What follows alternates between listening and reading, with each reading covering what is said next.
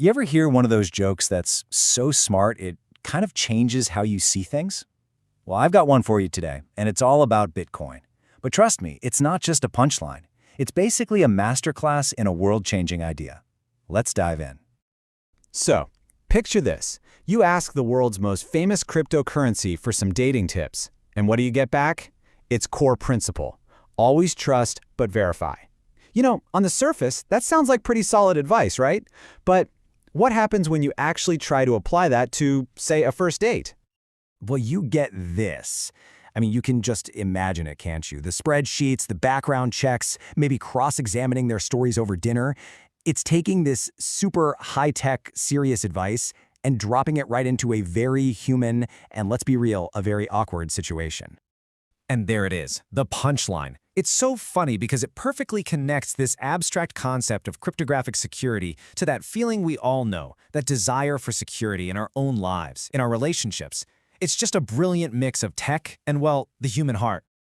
Okay, but that joke is so much more than just a quick laugh. The principle behind it, trust but verify, is honestly one of the most powerful ideas out there right now. And its influence, it goes way, way beyond the world of crypto. So let's really dig into it. Why is this little phrase so absolutely fundamental to how Bitcoin and the whole blockchain thing works? What are we even verifying, and how in the world does a computer network do that? At its heart, trust but verify is basically a rebellion against blind faith. Fun fact, this phrase was actually made famous during the Cold War. It was a motto for nuclear disarmament treaties. It means, hey, you can be optimistic, you can be hopeful, but you always check the work. And for Bitcoin, this is the entire foundation. The whole system is built on this radical idea that every single person should have the power to check the facts for themselves.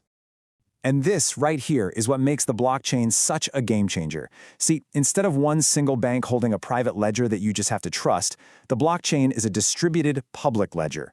Every transaction is a block, and it's cryptographically chained to the one before it.